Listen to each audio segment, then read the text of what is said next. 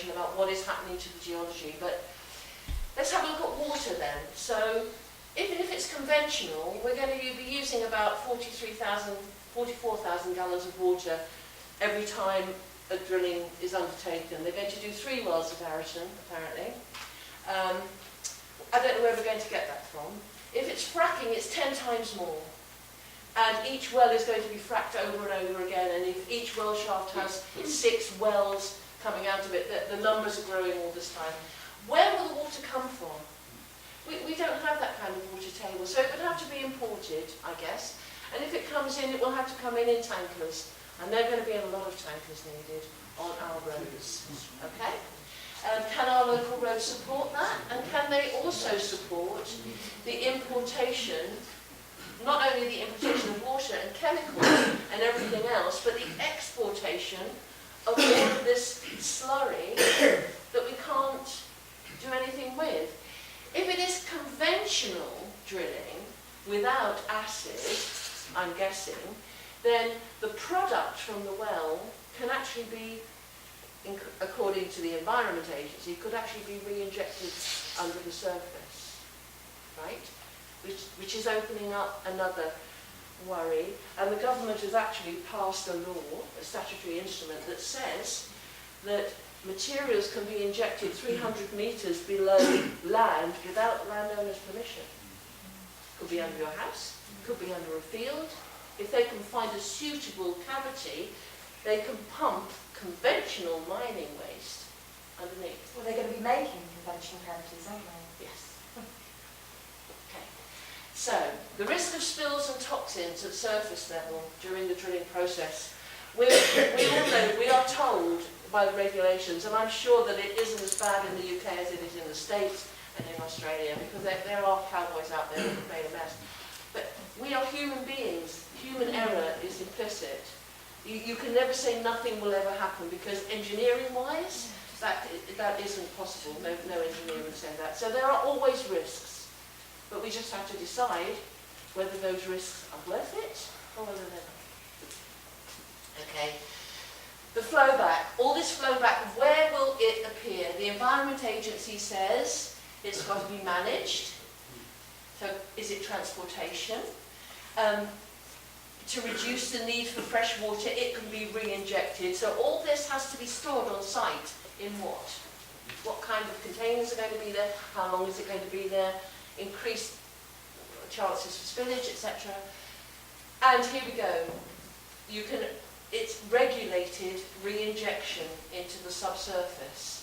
And I've just put here with our already stable geology, because in the States where they have pumped so much back underground, it's actually caused earthquakes, mudslides and geological shifts with the pressure of all this liquid being repumped into the surface.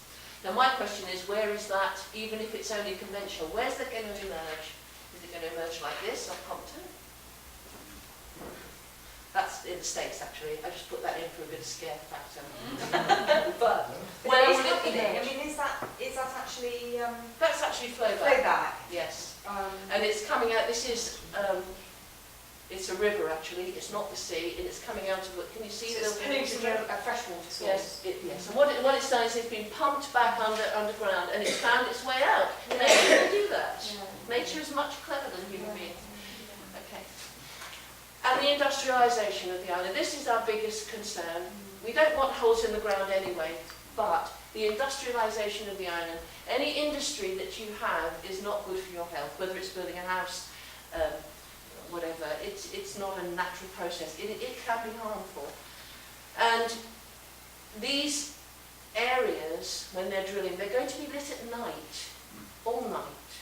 Okay? And these structures can be anything from 36 to 56 metres tall, which is very, very tall. Okay, so air, light and noise pollution in the process, certainly, for the first 2 years, for the production. Water usage, I've discussed already, surface spills, roads and pipeline demands, because once they've pumped this oil out, it's got to go somewhere, either through a pipeline or it's got to go by truck across our island on the road. So whether it's a pipeline to a harbour, wherever the nearest one is, so it can be taken off by lighter tankers, or whether it's in road tankers.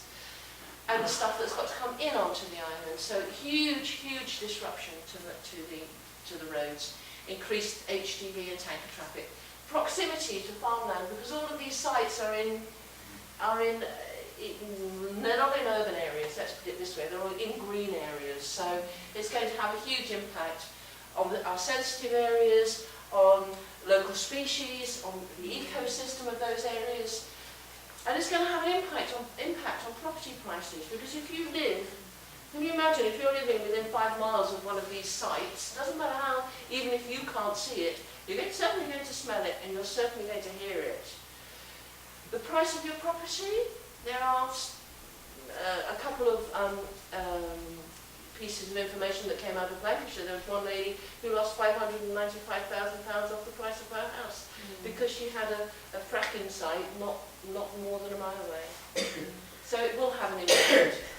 And insurance exceptions. The National Farmers Union insurance now has an exception that they will not pay for damage on any land if it's been done by fracking. They will not compensate. Tourism, it has to be a big one. We came to live here because it's such a wonderful place to live.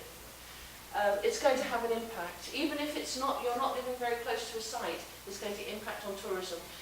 People are not going to want to go hiking across a field if they suddenly come across an area where they can't cross. It's boarded off. Even if it's just nodding donkeys by that stage. Geological shifts from drilling, I've talked about already. Acid injection and the re-injection of waste. And there's a statement here from the concerned professionals of New York saying that basically any drilling operation poses severe threats to health. And finally, for me, this is one of the big elephants in the room, and that's leakage. Because these wells leak, the industry admits it, 6% of them will leak immediately. We're talking large numbers now. These facts have come out of the States, because of course there are thousands and thousands of wells there. 6% of them leak immediately through accident. Okay? 50% will leak after 20 to 30 years, but they will all leak eventually, because all these substructures that are under the surface are just going to deteriorate. And because they don't get everything out, it's going to sit there and make its own way naturally wherever it wants to go, because that's nature's way. And that's the big one for me. It's not going to affect me. I'm not going to be here in 20 to 30 years' time. But my children, and your grandchildren, anybody's children, will get the impact. Okay. So that's the end of my presentation. I'm sorry it was quite rushed. I hope it wasn't too technical.